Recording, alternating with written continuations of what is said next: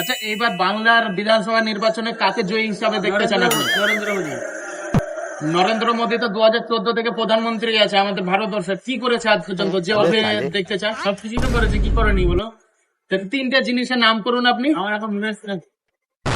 আচ্ছা, মনে আসছে না, মানে জানেন না আপনি? আমি জানি, আমার এখন মনে আসছে না, আমি পরে জানলে আবার আপনাকে বলবো। আখরি লেভেলের অন্ধভক্ত এটা মোদি পাগলু। কিন্তু মোদির কি ভালো লাগে সব থেকে? মোদী সবাই ভালো লাগে, যেটাই করে সেটাই ভালো লাগে। তো মোদি তো কাজ কিছুই করেনি। সবই করে তো। কাজ কি কাজ করবে? কোনো কাজই তো বাকি নাই। তো মোদির রাজ্যে তো সব থেকে বেশি রেপ হচ্ছে আমাদের মোদির রাজ্যে। মোদী করেনি তো। सबर करो। মোদি নিজে করেনি। মোদী করেনি তো। আচ্ছা, সবচেয়ে বেশি মব লিঞ্চিং হচ্ছে সেটা জানেন? ওকে মোদী করছে থোড়ি। रुको जरा।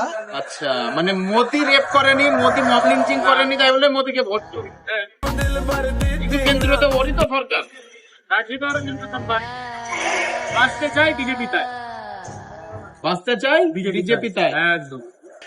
তো দেখতে পাচ্ছেন, যদি কোনো কাজও না করে থাকে তারপরেও কিন্তু মোদিকেই ভোট দেবে। এই হচ্ছে আখরি লেভেলের কি অন্ধভক্ত। কাজ? মোদী যদি সব কাজ করে, তা আমরা সাধারণ মানুষ কি কাজ করবো? আমরা মুনিশ খেটে রাস্তাঘাট করবো, মুনিশ খেটে হসপিটাল করবো। মোদী কেন করবে এইসব গুলা? আচ্ছা, মুনিশ খেটে আপনি রাস্তায় করবেন, হসপিটাল করবেন, হ্যাঁ, আমার প্রয়োজন তো আমি করবো। আর ভোট দিবেন মোদিকে। হ্যাঁ, সাব্বাস, আপনারাও ভোট দিন। মোদীর জন্য আমার হাতের না সব দিকে নেবো আমি।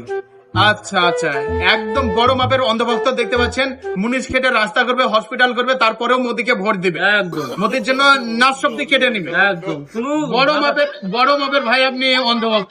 যা ভাববে না, মোদী পাগল।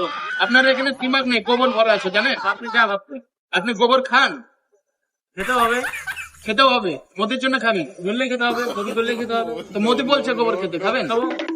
ঠিক আছে। তো আপনারা দেখতে পাচ্ছেন, এই পর্যন্তই অন্ধভক্তদের ইন্টারভিউ। অন্ধভক্তের ইন্টারভিউ নিতে আর আমি আসবো না, এই শেষ।